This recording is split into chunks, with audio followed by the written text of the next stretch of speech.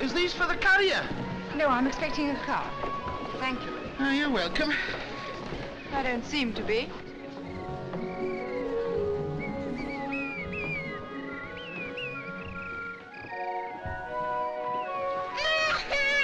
What's it know? What's the like of crying for? Get up, please. What do you mean? Who are you? Get up. Turn round a minute. You don't want this, do you? Anyway, it isn't yours. How disgusting. There you are, Mary, darling. The lady is quite finished with it.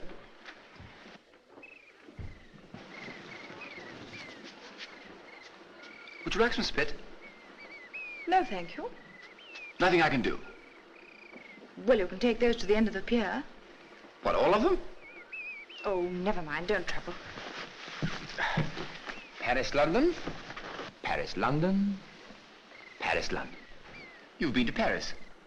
Yes. Doing what? Finishing school? Ah. Finished being finished? Yes. Good. Your penny, please. My what? Your penny landing fee. But I've landed. Oh, your penny, please. There's a gentleman there with my luggage. Very good, miss. Come on, will you please observe, I hae me hand to pit in my pooch.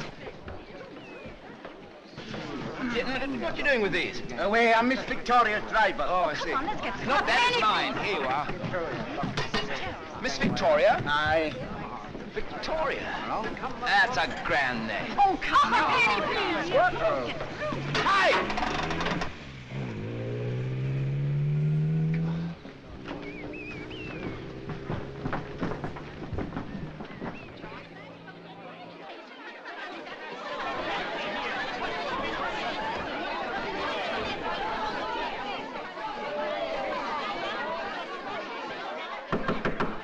Honoria Hegarty, open in the name of the law.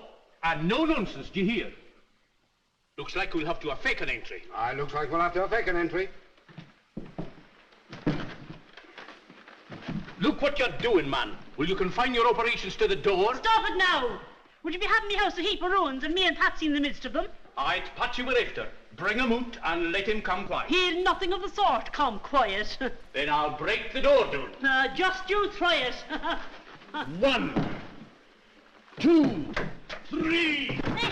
You're obstructing the It's law. the law's obstructing me. It'll all go again him. Now, what's he done? And him as innocent as a newborn angel. You should have paid the license. License, is it? If a grand big country like this is needing 7 and 6 from the like of me, it's time it went on the dole the same as the rest of us. Ah, man dear, it's not the license money, it's the fine.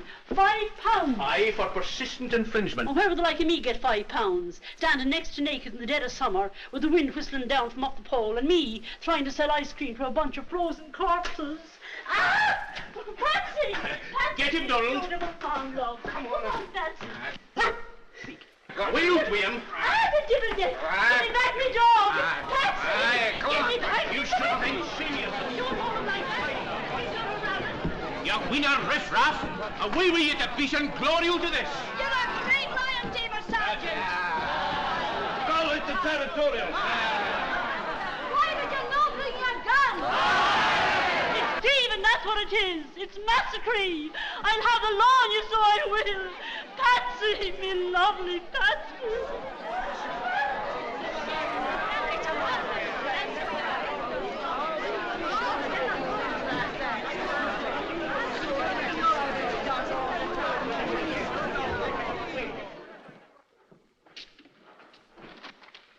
Well, who are you? Oh, I'm Maggie. Where's Jessie? Oh, she left. You'll be Miss Victoria? Yes. I'm sorry, I can't help it. Oh, it's okay by me. That's a relief. Where's the provost? Oh, your dad's busy. And what's all this? A football match? It's politics. He's in there with Bailey Calendar. I see. Well, go and unpack my things, will you? Okay. And don't say okay. Righto. Oh, and tell me, why did Jessie leave? Oh, she didn't approve. Citizens of Beaky, in full confidence of your loyalty, I, your provost, invite your presence at my inaugural meeting at the Town Hall, Beaky, on Friday next. Signed, William Girl. Good daddy, Calendar? Aye, a bit personal. Well, that's it, don't you see? Psychology.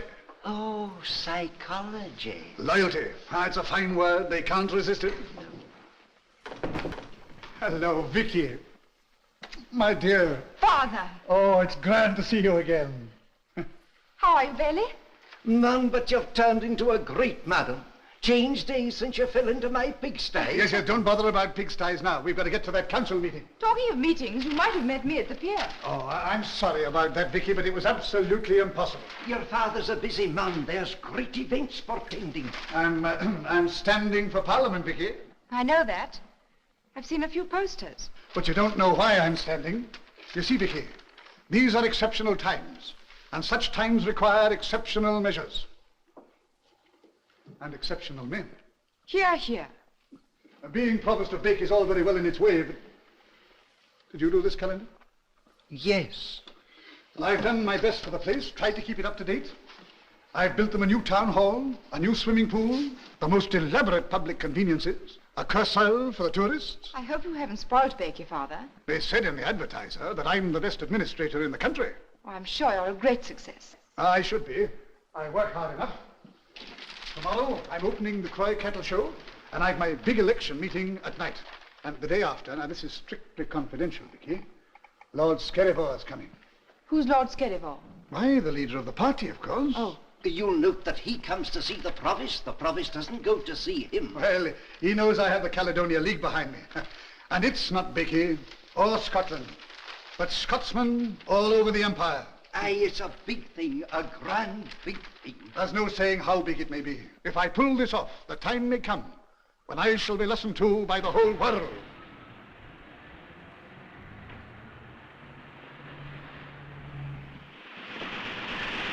The profession of journalism's an honourable one. What? The profession of journalism's honourable. Oh, yes, Father. I've nothing to be ashamed of in the conduct of my paper. What? I've nothing to be ashamed of. Oh, good. Nothing sensational ever enters my columns. Why not? I said... Sit down. Yes. No, not there. Over there. Oh, Mr. Burton, you've joined the most widely read paper on the West Coast. I suppose people have nothing else to do. Will you have a cigarette, sister? No smoking in ours. Mr. Burton, a reporter on the Advertiser is a position of very great trust. Now, I'm away to Manchester tonight, but unfortunately my sub-editor's in bed. Oh, sorry, what's the trouble? He's got lumbago. Oh.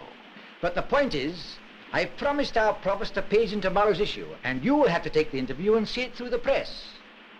Now, can you do that, Burton? No smoking. Why, yes, of course. Yes, what's the article about? Well, Provost Gow standing for the new party. What's new about it? For one thing, Scotland for the Scottish. Oh, does somebody else want it? That'll do, Burton. Mrs. Scarvin. Horace, we'll miss that train. Well, I'm waiting for you. Oh, Mr. Burton, my wife. How do you do? How do you do? Oh, well, you can't expect the colonel's lady to know the sanitary man's mate. I beg your pardon? Oh, well, away over to the town hall. You'll just about get the provost. Yes, the town hall, that ghastly erection opposite, isn't it? I'll have you know the provost built that. Oh. Oh, well, then I'll take another look at it. What a little brat. He's English, I think. Well, that's away. We'll miss the train. I'll look in on Willie and say goodbye. Oh, what for? Willie's lovely town hall.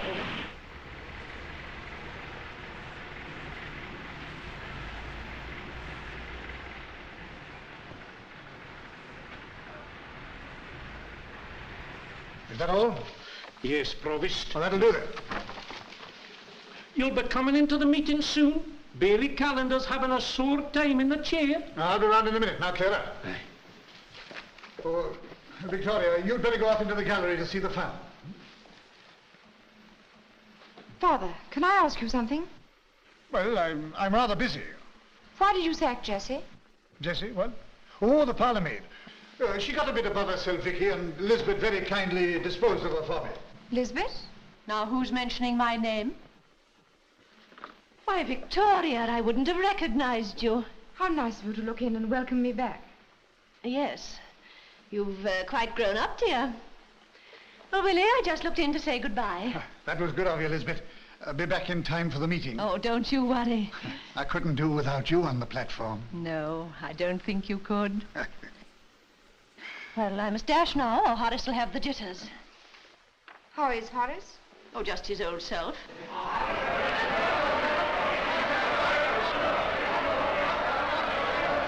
Now, gentlemen, please, you're wasting time. The provost has decided. Next business. Item number 7, the bathing drawers for the instructors at the new swimming pool. As chairman of the Cleansing and Parks Committee, I have looked into these drawers very carefully, and they certainly present some problems. Now, this is the sort of garment I would suggest. But, Mr. Deputy Chairman, the instructors complained that they're no practical. They cannot swim in them. So we're up against the old problem, whether we select the unskirted and elongated, or the skirted and abbreviated. In other words, either we decide upon an adequate drapery with limited mobility, or desirable mobility with an inadequate drapery. Neither, in my opinion, are really satisfactory. We have to satisfy the... I move that the bathing drawers lie on the table. Sit down. Next business. Item number 8, supply of new hose for the fire brigade. Hello. Hello? What are you doing here? Oh, just getting up to date. She won't get that way here. This is a very serious matter. Mr. Syme, that's got nothing to do with the question. I move that the whole matter be postponed for further investigation. But, Mr. Provost... Will you kindly resume your seat? Next business. Overbearing sort of bloke, isn't he? Who? The headmaster. Provost, with regard to my objection to that disagreement... Don't bring that up again, please. You made a mistake. I don't think so. The trouble is, you don't think at all. Next business. She's not very careful. She's put in a corner and given 1,000 lines. Item here. I have an application from Ross, the stoker at the municipal laundry, asking for a rise of half a crown a week. On what grounds? The same old grounds. His good lady's presented him with twins. In my view, if we grant this application, we're only asking for a 4th pair of twins. Served him right if he had 4 pairs of twins. But on second thoughts, thank the Lord he hasn't. Gentlemen, we've something more important to discuss than Mr. Ross's weekly milk bill. We'll hand the matter to the Ways and Means Committee. We will now discuss my scheme for publicising Becky throughout the country as a tourist resort. You've had copies of the detailed memorandum I've drawn up, and I'll assume that you've all taken the trouble to read it. Fella gives me a pain in the neck. Oh, dear. Honoria, McKellar, where in heaven's name have you been? you can't come here. No, I can't do anything else. I can't sit here with me 2 hands folded in front of me like patience on a document. But they're about to adjourn. The provost will be coming. It's himself I'm after. Oh, he won't see you, Honoria. He won't avoid it. Well, There was one important item that was no on the agenda. We're wanting your authorization for the purchase of new nasturtium plants for the orphanage. what happened to the old ones? Why, the orphans ate the seeds. Oh, they did they? Aye. I'll look into that, Mr. Thompson. Thank you, Mr. One moment, Provost. Mr. Provost, Your Honour. You know all about me, same as I know all about you. 'Tis myself, Honoria Hegarty. Yes, but- Not a word now.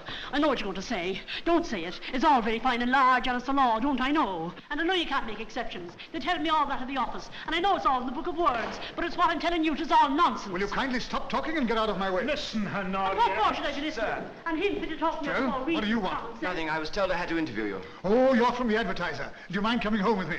Not at all. I'll wait till you attend to this lady. Your Honour, it's not myself I'm thinking of, it's Patsy, my little Patsy. He's the heart and soul out of me body, and I'm telling you no lie. If he goes, I go too, up to heaven among the blessed saints, and it'll be all your fault. If you annoy me any further, I'll have you locked up. Come along, Mr. Burden, but Are you coming? Jock.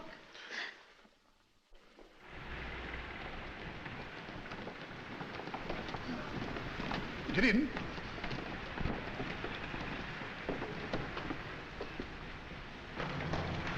Go on, then.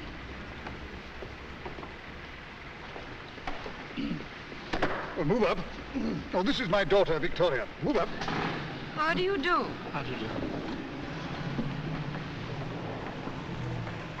If you knew my Patsy, you wouldn't have a grin the like of that from east to west all over your face. Oh, yeah, I know him all right.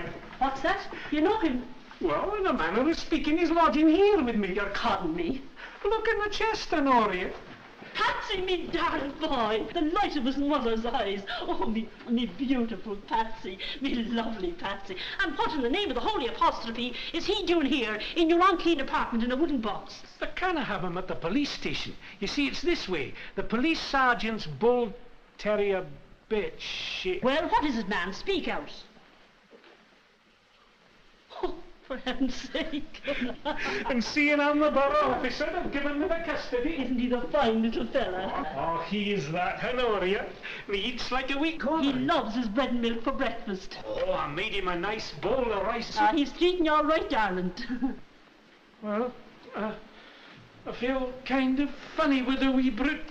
He makes a sort of condemned cell atmosphere about my lodgings. What's that? They're not going to. You don't mean... They can't.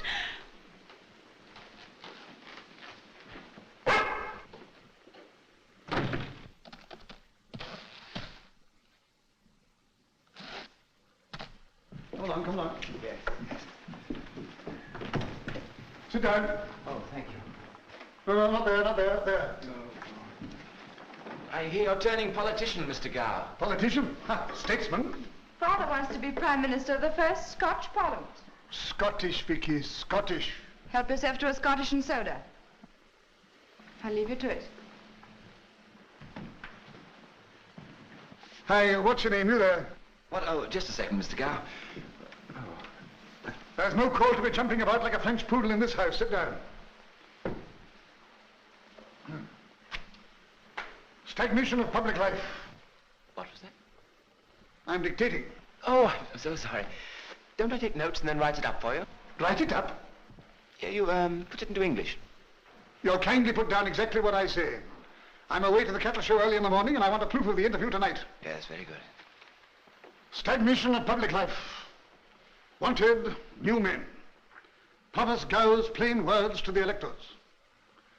During my term of office as Provost of Becky, I have been instrumental in bringing about great changes in the borough. But there is one change that I shall never make. A change in the principles which guide me. No, of course not. Oh, where you go? You can't come in here. The master's busy. Mush, I know that. He's busy righting wrongs. Well, here's another for him. I advise you to scram. All right, Maggie. Oh, God bless you, ma'am. May the devil look past you and look straight into your eyes. Oh, ma'am, dear, it's his honour I'm seeking. But I'm afraid he's giving an interview. Oh, the poor soul. And I am deeply concerned with the well-being of every individual in the community. But, ma'am, it can't wait. It's a matter of life and death. It's about my little Patsy. Why, what's the little boy done? Oh, Your Honour, it's about my Patsy. How dare you burst in here? Father. Burst or not, I've got to do what I've got to do. I'll do it somewhere else. I think some little boy of hers has got into a scrape. I warned you at the town hall. But she said it's very urgent. And now you have the insolence to come cantering into my private house. I think if we got the little chap here and talked to If him. you talk to him, ma'am, he'll bark at you. Bark at us? Victoria, are you mad? Show her out of here at once. And understand, Mrs. Hegarty, the case of your dog is finished once and for all. Dog? But you told me it was about your little son. Now, I ask you, did I ever tell you anything of the kind? Not but what he's like a son to me. And now they're going to kill him. What rubbish. Who's going to kill a little dog? The corporation and the polis and the provost. Father! Father!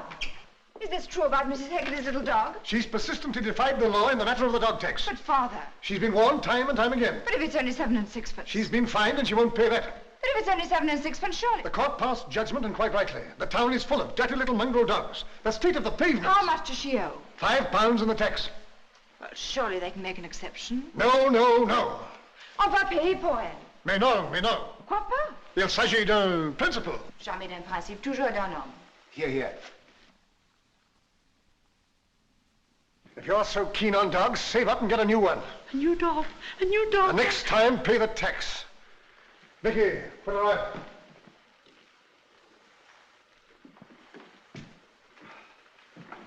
What was I saying before that unconscionable interlude? You were concerned with the well-being of every individual in the community. I am asking my friends in Becky to give me an opportunity of applying these principles. I'll subscribe. What? Unless you want to settle on the quiet, of course. Do you mean for that woman? I wouldn't pay a penny on principle. Wouldn't it be advisable? Especially when you're asking people to vote for you. Thank you very much. Will you kindly mind your own business? I am asking my friends in Becky to give me an opportunity of applying these principles. My Lord. Come along. No, but you won't put me out of station. I won't. Will you get out? You won't put me out. Get out, I tell you. Blooming Irish tinker.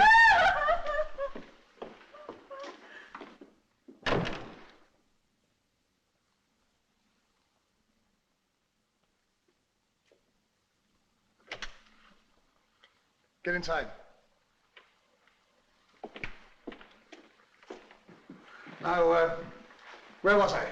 Applying these principles. Ah, yes, in a wider field. It is the realization that each unit in the state is a living, breathing soul. Will you get on? Living, breathing soul. Each with his own intense perception of his own rights and his own wrongs. A leader must have that strange sixth sense which enables him to see into the hearts of his people.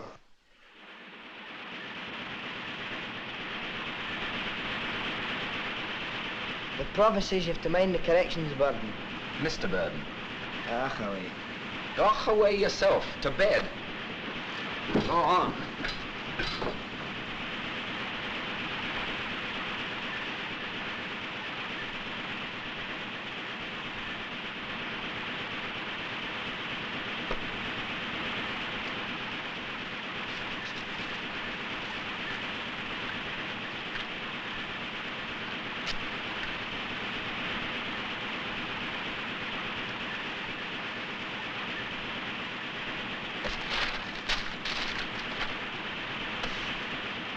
Here, are you going to keep the machines waiting all night? Probably.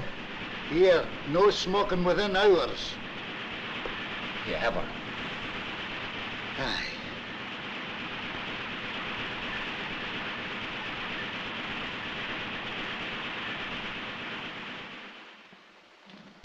Oatmeal. The food of horses in England and men in Scotland. And where, sir, can you find such horses or such men?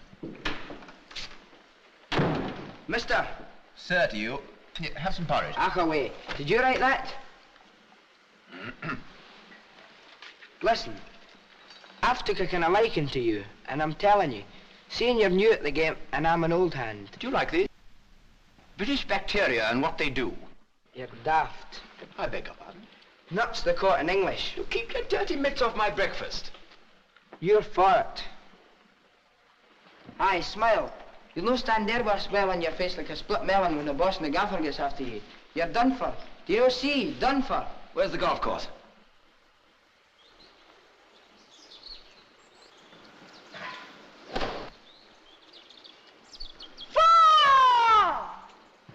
Oh! What the? Who? I'm awfully sorry. Oh, it's you. It's quite all right. You're a little bit late with your 4. Well, you were a bit early with your aft. Donald, please. Well, anyway, why aren't you working? Donald and I are taking the morning off. Would you care to join us? Yes, I'd love to. I'm afraid I've lost my ball. Yes, you do seem to be lying pretty badly. Not lying too well yourself. Oh, well, let's put 2 more down. Yes. Come on, Donald, bring the club. Do show me the way. Right. Hand me yon mashie. And the ball. Your game was bad enough when you were by yourself. What'll it be now?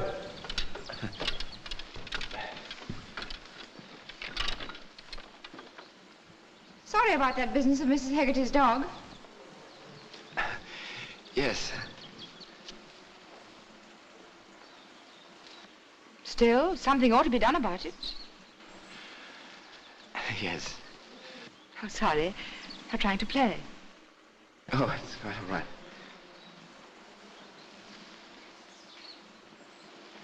Did the provost go to Croy this morning? Yes, early. Why? Oh, nothing. Mrs. Hegarty, you're in the papers. What? There's a whole page about you in the Advertiser. About me, in the Advertiser. Tom McCorden, have you a copy of this illustrious publication? No, me. Dol McInnes saw it in the library when he was doing his crossword. In the library? Tom McCorden, keep me ice cream warm. Wait till you see it. The front columns are, but...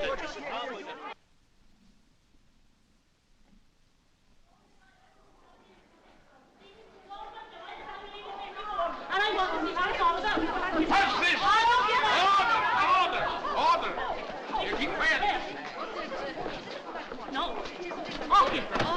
Oh! Daniel O'Connell and Kathleen Houlihan. If that isn't my name all over the page, in letters the size of a great whale itself that swims in the wide ocean. Scandalous incident over a dog. Will you listen to this now? It's high time our local bumbles learn to administer the law with decency. What's the bumbles at all?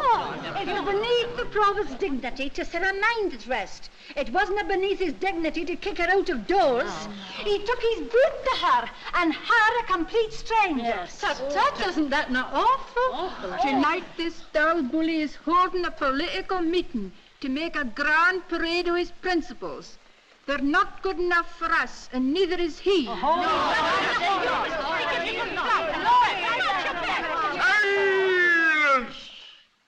Silence! Silence in this room.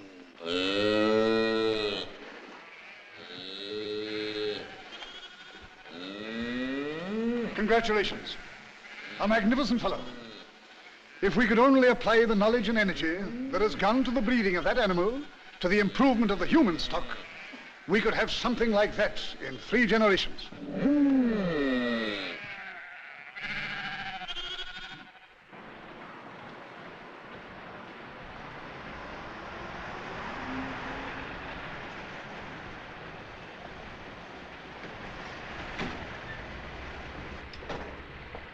Well, thanks for the game. We'll have another when you've the time. Yes, I think I'll have the time. Victoria! What are you doing here with that man? You know, Mr. Burden. Yeah, I'm one of the untouchables. I'll say you are. Haven't you heard? Something terrible has happened. Horace is off his head. Oh, no, Lisbeth. Have you had the doctor? Oh, don't be silly. Drive me home and I'll tell you. And Horace will deal with you, you cad. Well, what on earth? Oh, get on, Vicky. Blimey. What on earth will you be saying? Mr. Chairman, ladies and gentlemen, these are exceptional times, and they require exceptional They require exceptional measures and exceptional men. Pause for applause. Ah, my friends. Were you speaking? I was not. Must have been the differential.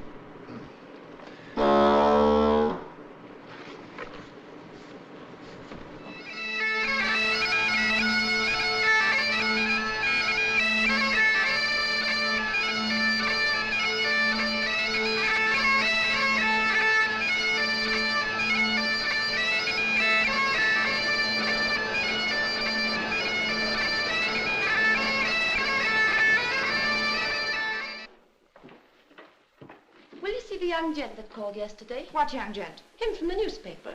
Tell him he can't come in. Righto. And don't say righto. Okay. He's in. How dare you come and see me? I haven't. I came to see the provost. Well, he's not back. He'll go straight to the hall. Oh, I just want to give him an explanation. I suppose you mean an apology. No, an explanation. Oh, I better go. It can't be very pleasant for you to see me. I suppose you know what you've done. You've slandered a fine, honorable man. It's despicable. What harm has my father ever done to you? To me? No harm. Then why do you stab him in the back like this? Why did you do it? Oh, it's hard to explain. No decent action is ever hard to explain. Oh, perhaps not. You don't mean that idiotic business about that dog? You think it's idiotic? Well, it's so small. Oppression's never small. Well, no, of course, but it doesn't make sense. You lose your job, you'll never get another one, and all because you got sentimental about a silly old woman and her mongrel dog. So did you? You stuck up for her. Well, I tried to clear up after the provost had asserted his authority. That's what women are for. Oh, that's what women are for, are they?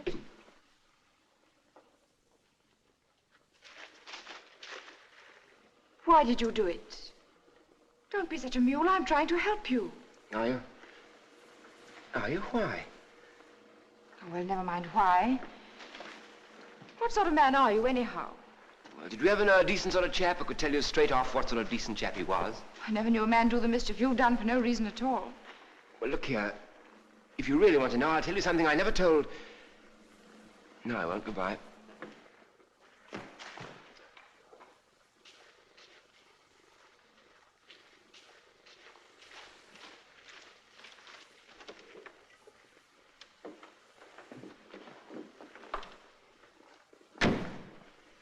Tell me.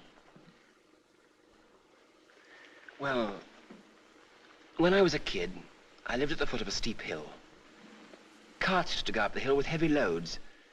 Sometimes the horses couldn't take the loads and the carters used to hit them. On their flanks, on their bellies, on their eyes and nostrils. And one day I couldn't stick it any longer. I was terrified out of my life. I went for one of the carters. He just put the flat of his hand against my face and sent me spinning into the gutter. So I said to myself, when you grow up, you will hit out. Every time, no matter what it costs. And you've done that? Yes. Get in.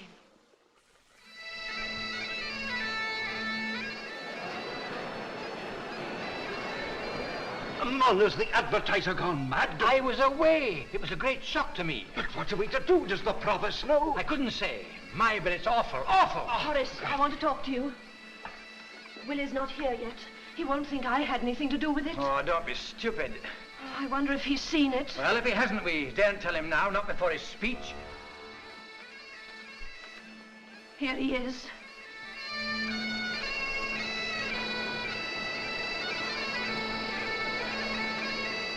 Swan! Swan! Hello, Father. Hello, Vicky. Hello, Barton. That was a good job you made of my interview. You made the corrections in the proof? Yes.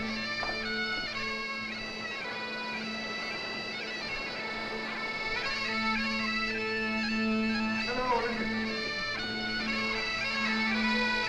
Hello, Calendar. A great night, eh? Hello, Horace.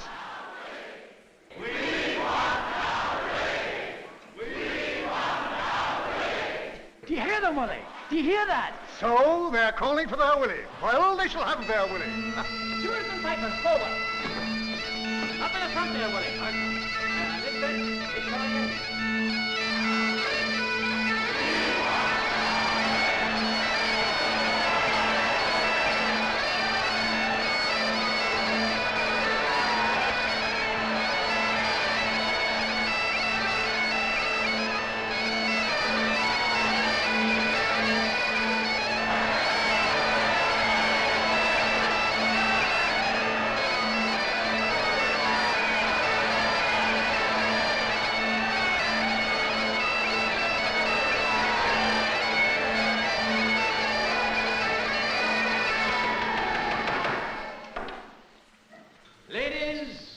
and gentlemen.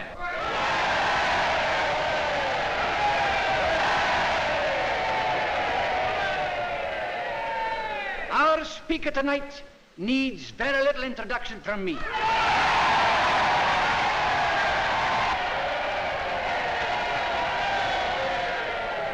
There is no one done more for Beaky than Provost Guard.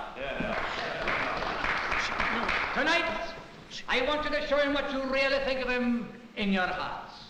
As Robbie Burns so wisely said, oh, would some power the gift to gie us, to see ourselves as others see us. Yes. Now you give the Provost the power to see himself as you see him tonight. Provost Guard.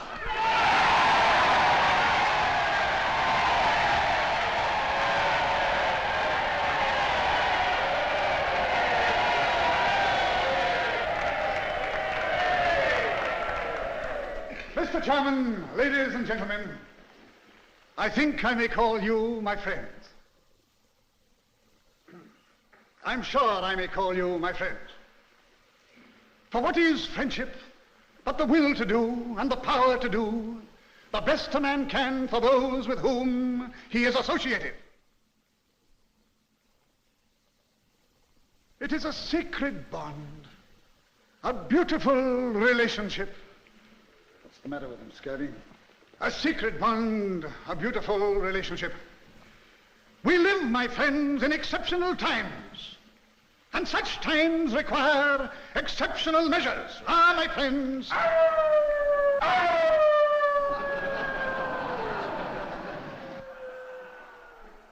What is needed today is a firm hand at the helm. A man who will go on and up and up.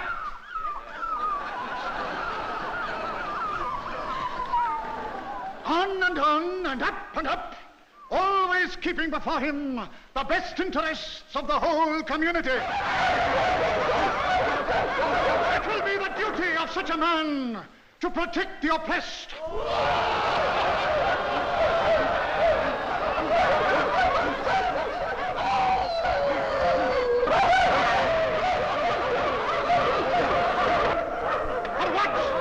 For what does a man's strength avail him if he does not hold out a helping hand?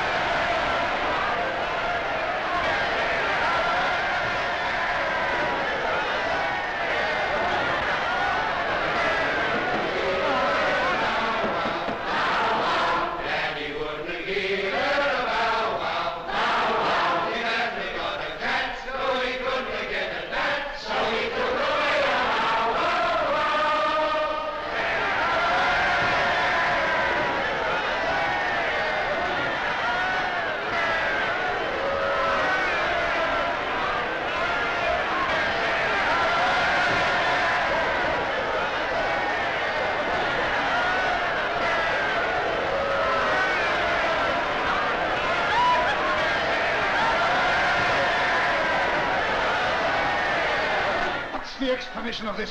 Well, I never saw the like in 40 years of Scotch politics. Scottish, man, Scottish. Who wrote this filth? I'm afraid I did. You did? Yes, he did. You treacherous little sneak, you dirty rat. Oh, Father, don't. What's the use? Now, you keep out of this. Listen, Mr. Gow. You sniveling little thug. You see, Victoria, it's no use. Don't you dare to address my daughter. Well, you won't listen to me. Listen to you, you putrid little hack writer. Shut up. What did you say? I said shut up. Oh, Father, do stop. Victoria, I think you're the limit. Go on, Willie. Give the little bounder the hiding he deserves. Yes, by gad. I tell you what I'll do to you, you... Be careful, damn you. I'm rather good at this. Mr. Provost! Oh, Mr. Provost! The sergeant says, will you leave the building? Now, what do you mean? Of course I'll leave the building. Aye, but the sergeant says, will you go out by the back way? The back way? What for? The rowdies are getting out of hand.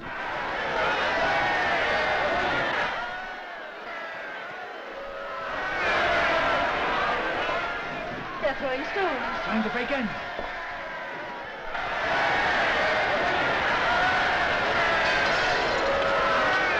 I'll show the rabble what I think of them. Willie, what are you going to do? I'll show them who's provost. Go, Willie. I can't carry on like a lot of hooligans in my town. Provost. Father, don't you get hurt. I'll deal with you in the morning. And that goes to me. But the sergeant said... Oh, shut up. Victoria. You might have spared us this anyway.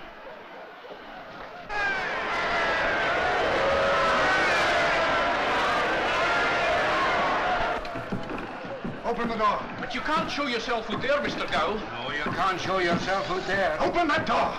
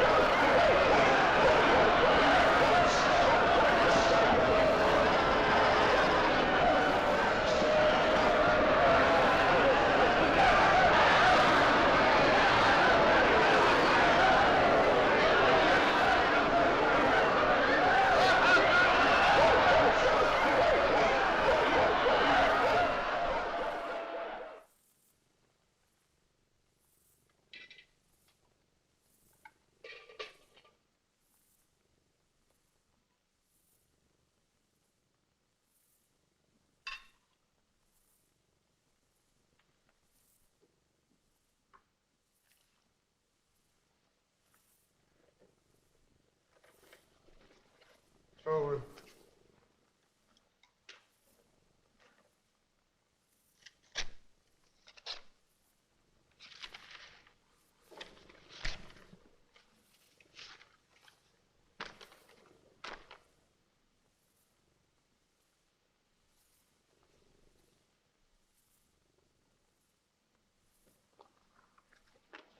Father, about last night. If there's one thing that I can't tolerate, it's disloyalty.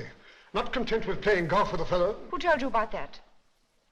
Lisbeth, I suppose. Well, she does know what loyalty is. Well, after all, it was before I knew about the article. It was after you knew that you brought him onto the platform. Well, how was I to know that people were going to jeer at you? Don't exaggerate, Vicky, please. And it wasn't the people. It was a put-up job organized by that unprincipled little skunk. More coffee, please. Mr. Burden had nothing to do with it. Oh, he hadn't. Need nothing to do with the article, I suppose. I know. But I discussed the whole thing with him. You discussed it with him? Yes. This morning he writes to say that... Oh, he writes. How nice. Well, anyway, if you'd done the right thing, you would have paid the fine yourself. It's all rather trivial. Trivial? Look at this. In the Scottish edition of a London newspaper. Good heavens. Willie, have you seen this? Scottish candidate barked down. Do they think that's funny? What's going to happen at the dinner tonight? Lord Skerrival. Party. Something's got to be done and done quickly. Horace is taking Burden round to your office. Good. I'll break that fellow. You'd better be careful. I don't think you know Mr. Burden. Now, Mr. Burden, I'm going to ask you a few questions, and I'll advise you to stick to the truth. Where are we? Berlin, Moscow, or where? You'll find out where you are. Soon enough. Oh, I'm Nordic, if that's what's worrying you. That's enough. That'll do. Be quiet, you little cad.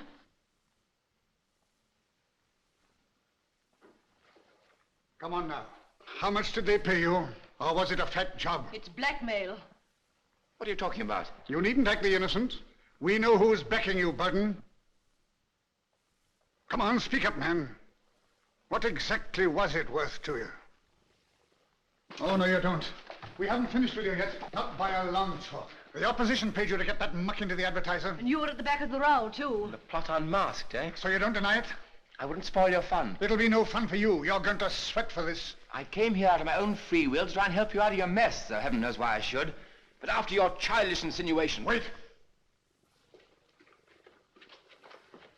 Now, this is a withdrawal of the statements you made in your article. And you're going to sign it. I'll read it to you. I, the undersigned... You needn't trouble. No, of course not. It's quite in order. Just sign at the bottom. Are you being serious? What do you mean? No. What do you mean, no? I mean I won't sign it or anything else. You won't sign it? No, I darn well won't. You mean you refuse? That is what I'm trying to convey. But why not? Because every word that I wrote was true. You know what this lets you in for? No, I don't care. You can consider yourself sacked. I considered myself that yesterday. You won't find another job. We'll see to that. I'm sure you will. I suppose you know this means an action for Slander. Aye, slander. And not only civil action, sir, but criminal proceedings. And 10 years penal servitude and 20 strokes of the cat 3 times a day after food. I don't care. Listen, Mr. Gow. You're not a bad chap at heart, but you've got to remember one thing. The people of this country are the most long-suffering on God's earth. They'll put up with humbug, hypocrisy, shilly-shallying, and hardship. They'll pull in their belts if they think it's their duty. They'll go to the 4 corners of the earth and get blown to bits if needs be. But 2 things they will not stand. Bullying and cruelty. And if you've forgotten that, I'll make it my business to remind you.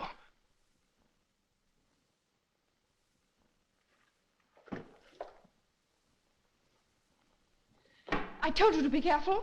And what's more, I think he's quite right. Oh.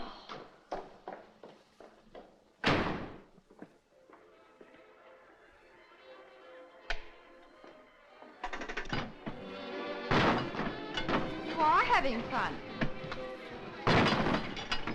Blowing off steam? Yes.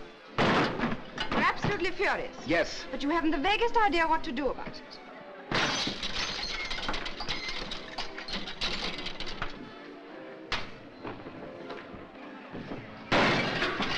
Breaking china, isn't it? I wish it was his neck.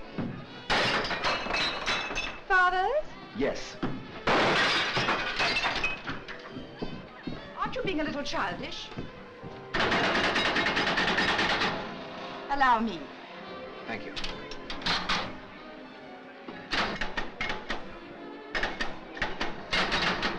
I suppose your pride's hurt at anyone daring to suspect your motives.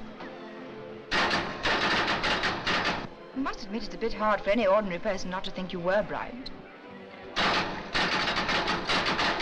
Don't break this one.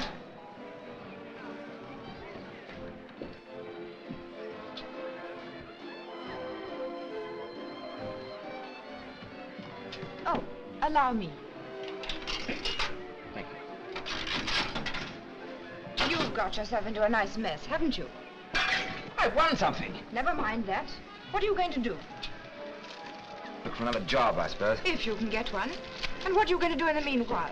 You got any money at all? Cigarette? No, thanks. You may need them. Frank. Now, don't get excited. I want to ask you a question. Yes, but you call me Frank. Well? But that's my name. So I thought. Yes, but it's the first time you've used my name. Well, what about it? It's the first time you've called me Frank. Oh, do listen. Yes, well, Leonard's not a penny. Oh. There. It's difficult to ask you this, and you mustn't misunderstand me. Do what Father asks. What on earth do you take me for? 11 stone, 6 pounds, 4 ounces. Now, don't be so obstinate. How can you expect me to knuckle under to him? You know I'm right. You said so. I never said you were. I said your motives were. Now, don't ask for another one.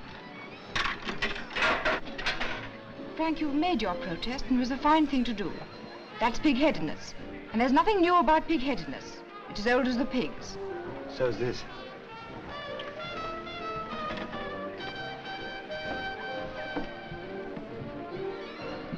Frank, be generous. Generous? You gave Father a pretty hard knock, you know. You made him ridiculous, which was the worst thing you could do. Why not call it a day? What about Patsy? Well, put it this way. If you behave decently to Mrs. Hegarty, you'll sign the withdrawal. Supposing you won't? He will. He may break his word. Then we'll both tell the world what we think of him. Both? And you're in this with me. It's a deal. It's what I'm telling you. It's time for me facing the dust they are when it was rising to the stars, with the people buzzing around like there was bees around a honeysuckle, and me selling ice creams as if they were hot dogs. Give me shawl.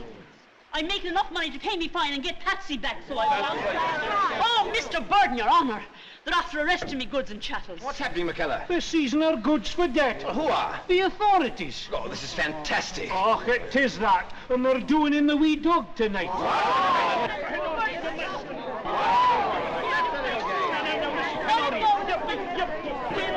Mrs. Haggerty, we're from the London Sun. Are you a reporter? Yes. Come with me. I'll give you the biggest scoop you ever had in your life. You better come, Mrs. Haggerty, too, and Mr. Burden, Your Honour, don't be doing any more good for me. I've lost Patsy, I've lost me Barra. There's devil much more I can lose. Get out of me way. Get after her, quick.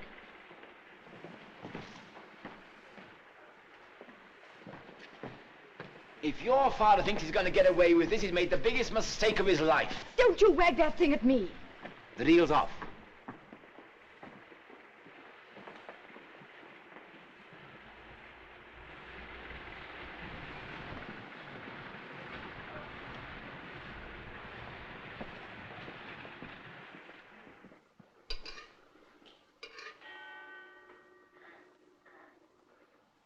The condemned man ate a hearty meal.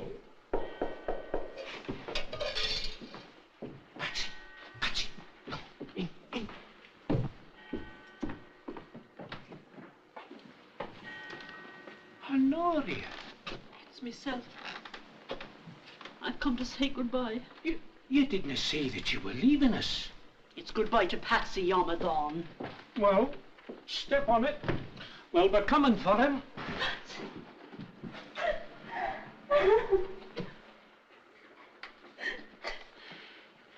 Don't take on, Honoria. It cannot be helped.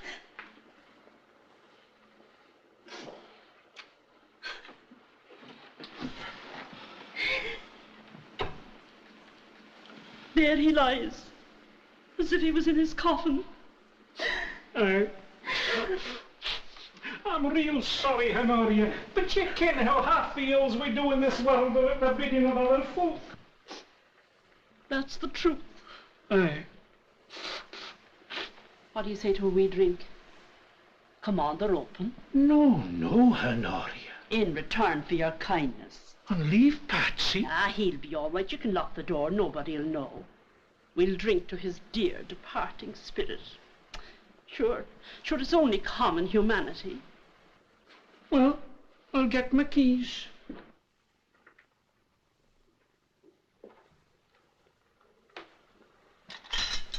Only a wee in mind.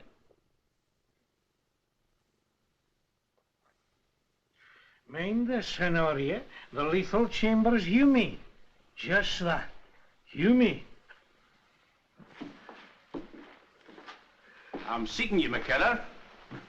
Oh, it's you. Aye, all six of me. I suppose you know you're keeping the vet waiting. You're keeping the vet waiting. Whisht. Have a heart. Do not cause unnecessary pain. Ah, away with you. Come on round to your lodging and hand him over.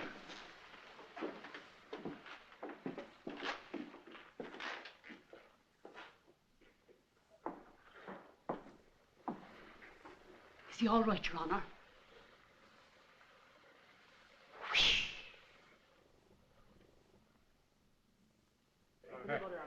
Your good health, my dear. Thank you, Lord Scarivore. The cause. We must all drink to that. Highland honours, Mr. Provost. Slange.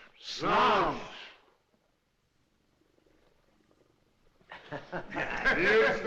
Where's the latest? That's a very nice time. Yes, very good indeed. Very nice.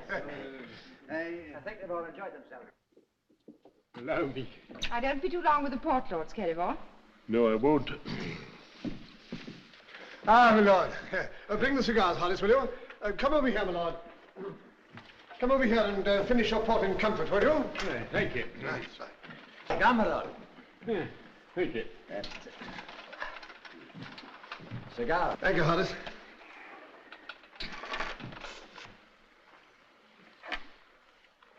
Well, Gow, about your adoption as official candidate.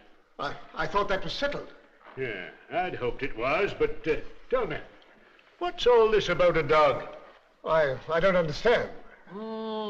I mean this, at a by-election, the first to be fought by our party, It's, well, what's it all about? I've heard things. You know, it'd be awkward if... Oh, you mean, that? That was just a storm in a teacup. A woman refused to pay her dog license, and some young lads made a sort of joke about it. Exuberance of youth, you know? It wasn't an organized thing. Oh, no. Papers made out there was a bit of a riot. Riot? That wasn't a riot, was it, Harry? Oh, no. Just fun and games. Might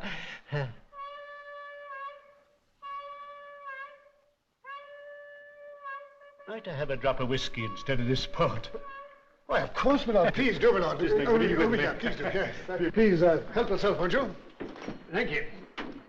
I understand you're very highly respected in this neighborhood, Mr. Gow. There's no man more respected than the provost. If you understand me, his word is law.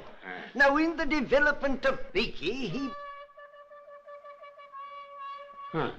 Popular, too. Extremely popular. Well, you know, popularity's a tender plant. The tactless handling of a situation might be the end of us. But I've told your lordship the whole childish affair is finished and done with.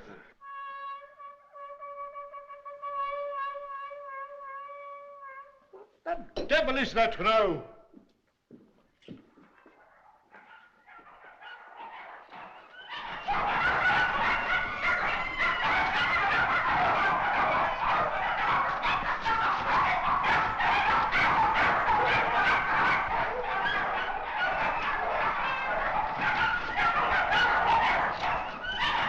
What's the meaning of this tomfoolery? Well, really, my lord, Willie, Horace, Father, what is it? Hold that, please. Thank you. Thank you. What's all this? What's that photographer doing here? Mr. Provost! Mr. Provost! Oh, Mr. Provost! He's gone! Who's gone? Patsy, Mr. Provost. And who is Patsy? Mrs. Haggerty's lord, your dogship. Storm in a teacup, eh? Exuberance of youth, eh? Popular, eh? Call my car.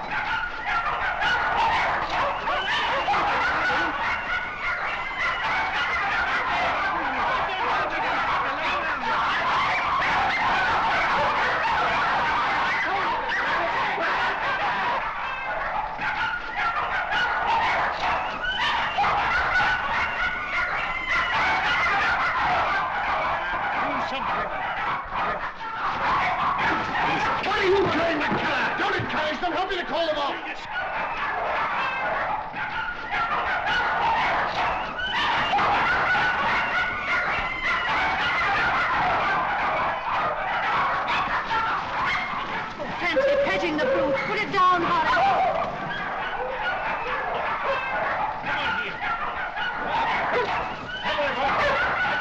What the devil are you doing? This is a festival. Keep the dog away, will you? Keep the dog. Keep the coat on. Get it on. Get it on. Get it on.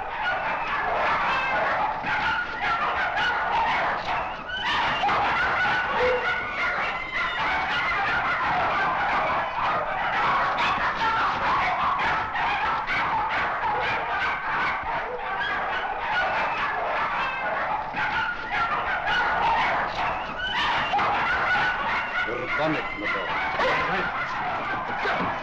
Lord Senegal, please don't go like this. If you only knew, Willie, I mean the provost, it's all a terrible mistake. You're wrong, my lord. Excuse me, folks. Get off. Get off. Oh, Horace, what a tragedy. Oh, don't be stupid. Come on.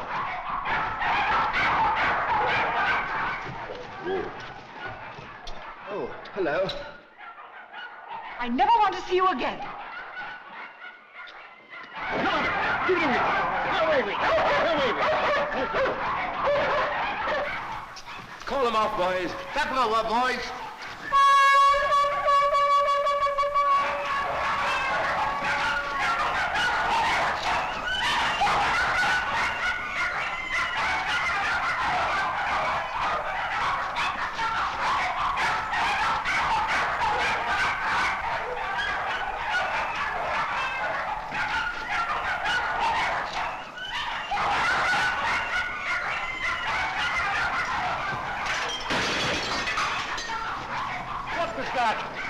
Oh, Father, don't take it too hardly. We all know what you feel. That's just what you don't. None of you understand, Willie. Elizabeth. And you're worse than any of them. You've worked against your own father, carrying on with that rotten little bounder. Elizabeth, control yourself. And you're just as bad. You're jealous of him because he's a man, and you're just a miserable fish. Oh, Elizabeth, dear, you're upset. Keep away, don't touch me.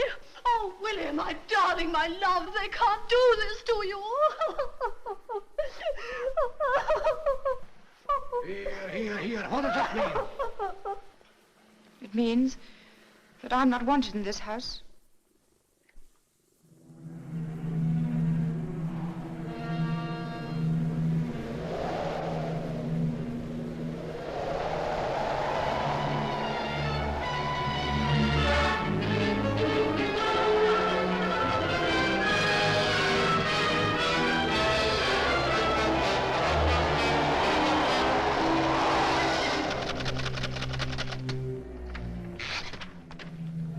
Here.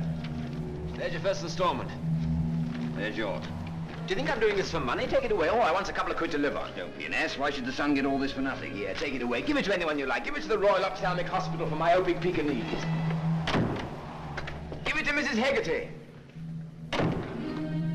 You're the procurator fiscal. You're the public prosecutor, aren't you? Yes, but I General, don't see... do your duty, man. You've got to prosecute. Yes, but on what charge? Well, find a charge. That's your job. Mr. Burden, I have a warrant for your arrest. I must ask you to come with me. What for? Here, you can't do that. What's the charge? Let's see the warrant. Come quietly now.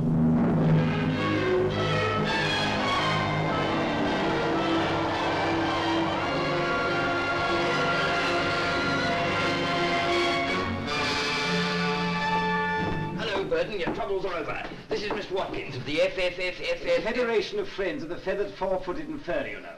Mr. Burden, my society is filled with admiration for your great work on this Patsy case, but we feel that you've fought a lone and unequal battle too long. I am authorized to inform you that my federation has decided to take up the case officially and to finance your defense. Mr. Burden, we couldn't do otherwise. The enthusiasm of our members. We've made Patsy an honorary vice president. We've also decided... Oh, go to blazes. Go away. I'm fed up with the whole business. If I want to become publicity stunt raising funds for your federation of futile fatheads, I'll let you know. You've made a national entertainment out of what was a perfectly honest, straightforward issue. And you want to use it to boost your fool society. Well, I won't have it. I don't care if I win the case or lose it. I've lost everything over this. I've lost my job, I've lost my future, I've lost... Oh, take them away. Mr. Burden, you can't behave like this, and you can't say things like that. My society is going to defend you, whether you like it or not. Come along, sir.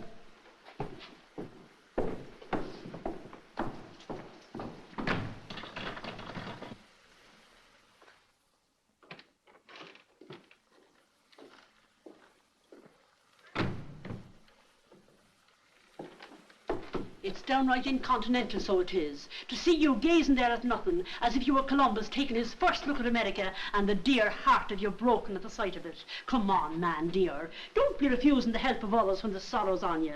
And stand up for yourself to His Honour the Sheriff, the way you stand up for others, the widow and the orphan, the poor and the needless. Listen. I've caused enough trouble. I'm through. I don't care what they do. I don't want to win the case. I don't want to do anything more to hurt Miss Victoria. Now, it's the great boy you are, Mr. Burden. And it's the great gift for writing you have. Did I tell you I had the article framed? It's up on the wall between His Holiness and the coloured enlargement of poor Hegarty that was.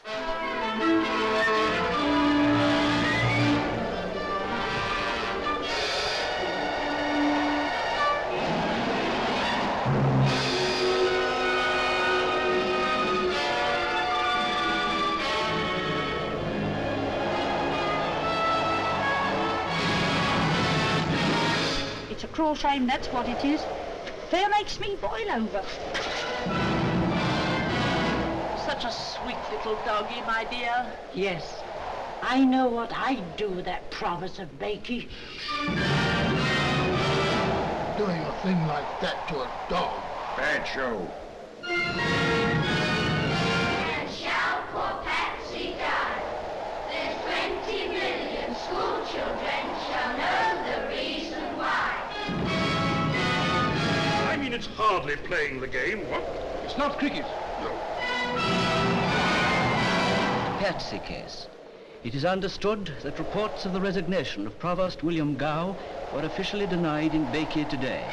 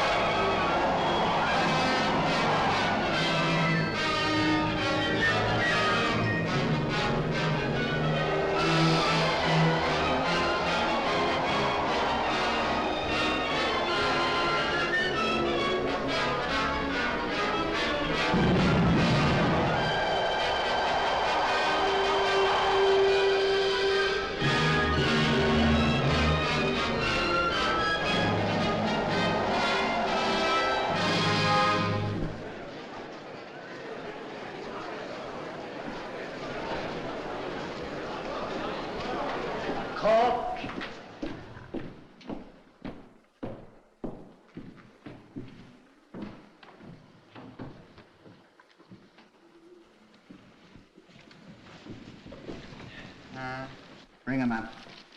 Bring up the panel, Frank Burden. Bring up Frank Burden. I brought myself up. They might have given me some red fire and a chord in the orchestra. This is a court of law. There is no orchestra whatever. Then there should be. You be quiet. Inasmuch as you did utter or did publish a statement designed or calculated to exercise an improper influence on the voters in a parliamentary election under the Corrupt and Illegal Practices Act of 1895. When? 1895. But I wasn't born then. Have you understood the charge? I tried to. Do you want it read again? No, thank you. Well, do you plead guilty or not guilty?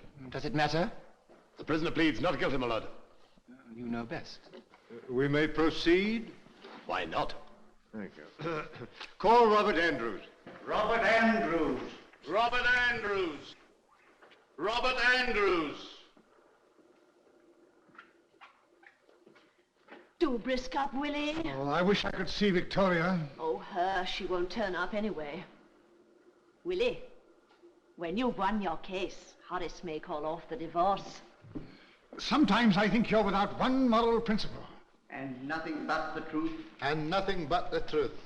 You're Robert Andrews? I am. You're a compositor working for the Bakey Advertiser? I am. That is, you set up in print the matter appearing in the paper? I do. Now, on the night in question, were you given by the panel a last-minute article to set up? I was. Was the panel the author of the article? I was. Silence. How dare you? I'm trying to save time. But I defend the case. I expect my client to behave himself. I didn't ask you to. I wanted to defend myself. Mr. Burden, there are £3,000 put forward for your defence by the FFFF. We all know where that's going to. Really? Leave him to me, Mr. Mingies. Mr. Burden, you must not interrupt the hearing. Go on. How did you know the panel was the author of the article? It was his English hand of writing. What do you mean by that? Illiterate, you'll understand.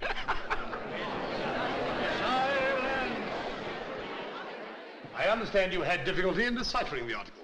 It was practically a physical impossibility. You're quite sure you set in print what the panel wrote? Of course he did. Keep quiet. I corrected the proof myself. For heaven's sake, hold your tongue. Well, don't suggest I didn't write what I did write. Shh. You really must speak to your client, Mr. Mingies. My lord, you told me to leave him to you. Don't be impertinent. Silence. The next person to laugh will be turned out of this court.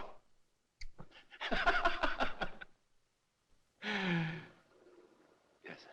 Vicky. Why, I thought you weren't coming. What else could I do? I've missed you, Vicky. It was decent of you to have kept away from him. You were mistaken in him, Vicky. He's just a self-seeking little rotter. He's nothing of the kind. He didn't do anything you didn't goad him to. And you're bringing this case simply to satisfy your own pride. I see. So you're still taken in with the fellow. Well, it'll interest you to know that I've got him this time. Father. You are Margaret Twine? Sure. Just answer yes or no. Okay. You're employed as a parlour-maid by Provost Gow. Says you. What is the meaning of this expression, says you? Well, my lord, it's a slang phrase of American origin which has gained regrettable currency in the language of our people through the insidious agency of the cinema. And it is, I'm given to understand, employed to indicate a state of dubiety in the mind of the speaker as to the veracity or credibility of a statement made to him. Oh, yeah?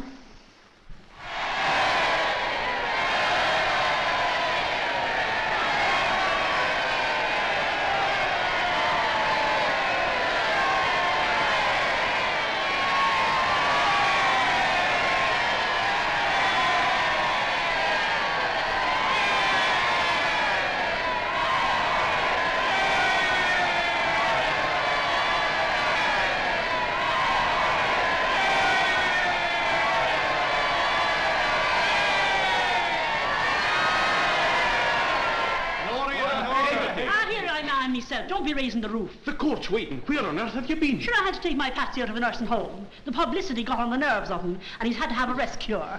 You're lucky not to get 6 months for contempt of court. Well, I don't know about the 6 months, but I've got the contempt all right. That I will tell the truth? Tell the truth. The whole truth? The whole truth. And nothing but the truth? Nothing but the truth. Thank you. Thank you. Your name, I believe, is Honoria Gaycott. Or Hegarty. Make up your mind, man, which it is. Hegarty it is. Yes. Now, on the evening under discussion, you paid a visit to Mr. Gow's house, Clydeview, McCullum Road. I did and all. You've cause to remember that evening. Cause, is it? And the foot of me back hitting every step. And I with a great large bruise, the colour of a rainbow in the sky. It's not faded away yet. Look, if you could only see it. Yes, well, never mind about that. Oh, it's easy for you to talk.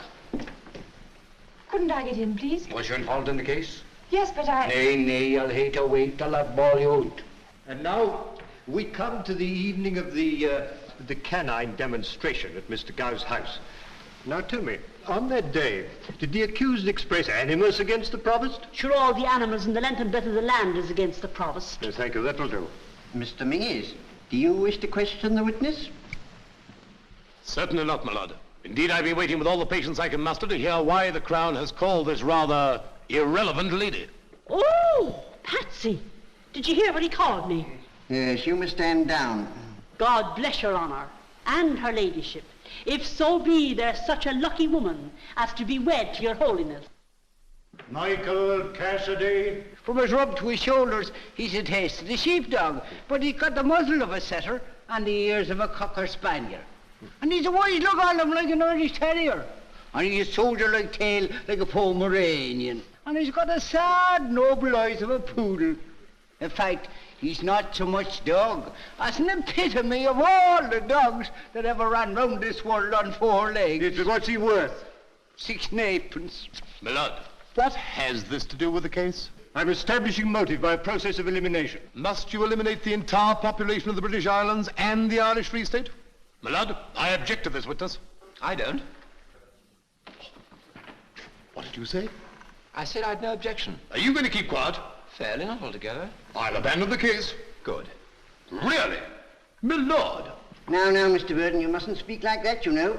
I realize you're a very young man, and indeed I sometimes fail to fathom the younger generation. They seem to have no balance, no stability. What with swing music, automatic gambling machines, and the encouragement given to idleness and loose living by the British Broadcasting Corporation. What are you laughing at, Mr. Mingies? Was I laughing, my lord? You made a sort of gesture with your features that I've always taken as an expression of amusement. I'm unaware of anything amusing in what I am saying. I hardly fancied you were, my lord. Then perhaps you'll refrain from cachinnating until you find yourself in a more suitable place for that exercise. With all respect, your lordship misapprehended the exact nature of the gesture to which your lordship was pleased to refer. As a matter of fact, I was stifling a very insistent yawn. Indeed, Mr. Mingies? Perhaps your lordship will now revise your pronouncement as to the suitable place for that exercise. If you wish me, Mr. Mingies, to recount the uses for which this place is suitable, I'm quite prepared to do so. For one thing, it is suitable for the exercise of your undoubted talents as defending counsel. Talents which I may remark I've not observed to be conspicuously employed on this particular case. My lord, your lordship's opinion of my poor capabilities, expressed, if I may say in all sincerity, with a terseness and clarity that are a credit to the Scottish bar, has left me with no alternative but to withdraw from the case. I have been grossly insulted. Good morning. But Mr. Mingies... Silence! And now, my lord, may I defend myself? Well, I can't stop you. You may leave the dock to consult your solicitor. Think of your reputation in the bar. The good name of the... Don't spit at me, sir. Let me speak. If you look at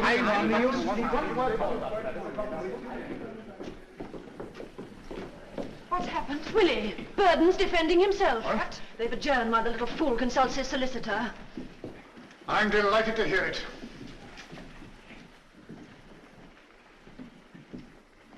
Hello? Hello. Vicky. Nice of you to pop in. I thought you didn't want to see me again. This is a public court, isn't it? Oh, I see you've come to see me hanged. Well, it looks like it. You seem determined to throw away your case. Well, it's my case, isn't it? Oh, don't be a fool, Frank. Did I hear you call me Frank? You can't talk to a witness for the prosecution. Are you a witness? Well, yes, I am, but... Oh, I see. So your father's dragged you into it now. How dare you say things like that? I can't help it, and I was called by the Crown, and I... Oh, I understand. You're entitled to say and do exactly what you like. Mr. Burden, I've been looking for you everywhere. Now, do you know what to do? I know what to do, all right.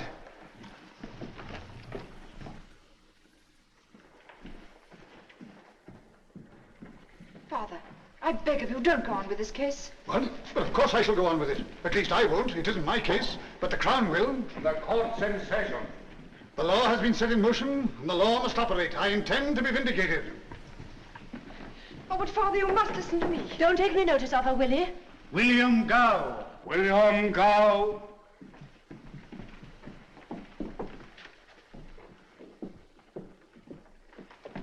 No. Oh, Mr. Skirving, can you help me? I must get into the court, and they won't let me in because I'm a witness. Oh, I see. Well, I'll just keep him busy and you slink in. Oh, thank you. Oh, and Victoria, listen. Don't think too hardly of Lisbeth. I won't. Donald. Yes, sir. How are you keeping? Oh, bonny, man, bonny. That's fine. Tell me, how's that wee daughter of yours getting on with the ballet dancing? Oh, man, she's grand. She's just a picture. In short, you've the strongest reason to believe that you've been the victim of deliberate and persistent persecution. Absolutely. Thank you. Mr. Burden, do you wish to cross-examine? I'll say I do. Silence! Now, Mr. Gow, when did this so-called persecution start? The night you organized a pack of hooligans to break up my meeting. Oh, no, before that. What about my article? Wasn't that part of the persecution? Certainly it was. Then I'll ask you again. When did the persecution start? I suppose you want me to say when Mrs. Hegarty came to my house. Exactly. She came to you very distressed. No doubt. But she didn't take her grievance to the proper quarter. Didn't she? Weren't you the provost, the father of his people? Yes. But if I happen to be distressed by a burst pipe, shall we say, I don't take my distress to the Prime Minister. I get a plumber, in a manner of speaking, my lord. Well, in a manner of speaking, sir, Mrs. Hegarty probably thought you were the plumber. Mr. Burden. Silence! So you were surprised the day after Mrs. Hegarty's visit when your meeting refused to listen to you? Nothing surprises me and Beaky. Oh, then it didn't surprise you they should take a strong line with a canting humbug who... My lord, I object. Mr. Burden, I ought perhaps to warn you that this sort of thing is impressing me very unfavourably. Very unfavourably indeed. Go on. So you vented your annoyance on a poor woman and her dog. You took her barrow. I did nothing of the sort. As for being a poor woman... You took her barrow. Well, she seems to have done very well out of it. Very insolent of her, Mr. Gow.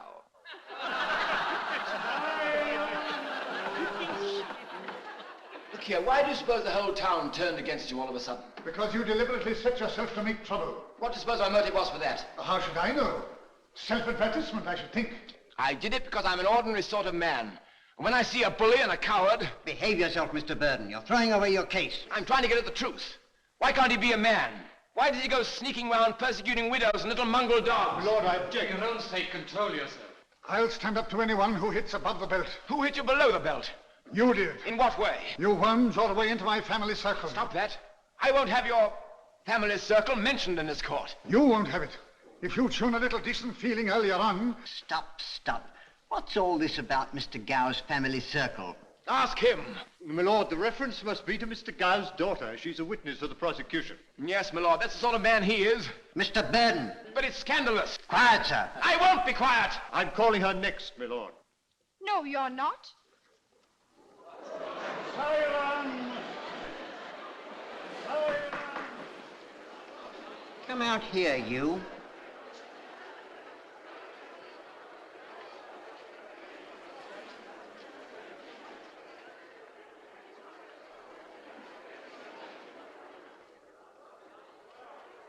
Now, who are you and what did you say? I'm Mr. Gow's daughter, and I said I wasn't being called as a witness. Why not, pray? Because I can't give evidence. Oh, yes, you can. We'll see about that. Oh, but I can't. And why not? Because the accused and I are husband and wife.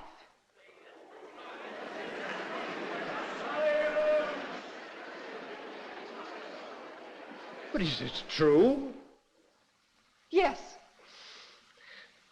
My lord, I must ask for an adjournment. But I can't keep on adjourning. But, my lord, this is a profound shock. Oh, very well.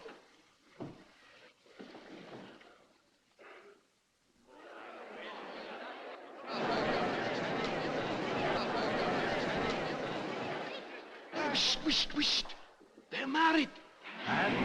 Hey, and a wife can't give evidence against her husband. That's the law. Send Mr. Burton here at once. You can't do that, sir. It's most irregular. Do as I tell you.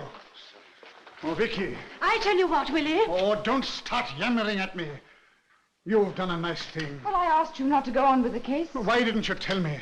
I can't have a son-in-law serving 6 months. You sent for me?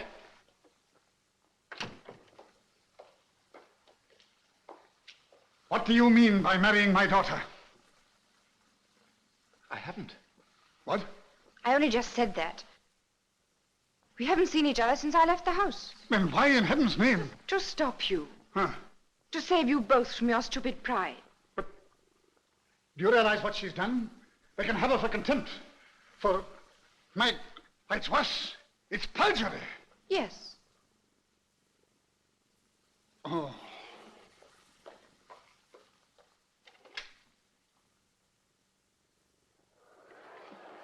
Stop the case. What? But I can't stop the case, and I won't stop the case. Willie. You've insufficient evidence. Oh, very well. I'll put you back in the box. Willie. No, you won't. Oh, you can't make a fool of the crowd. You can't force me. And you can't bully me. You go back in that box. Go along, girl. Very well. Willie. Oh, go to blazes, woman. Horace, he called me a woman. All right, my dear.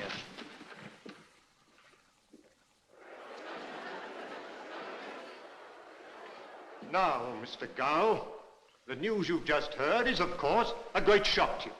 No. But do you mean to tell the court that you condone this maneuver on the part of the panel? Yes.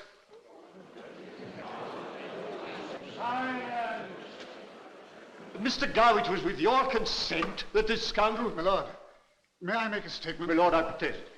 Go on, Mr. Gow. I want to say that in my considered opinion, Mr. Burden was fully justified in all the actions he took against me. I think Mr. Burden misjudged me, but he misjudged me without malice. Hurrah for the provost! Hurrah!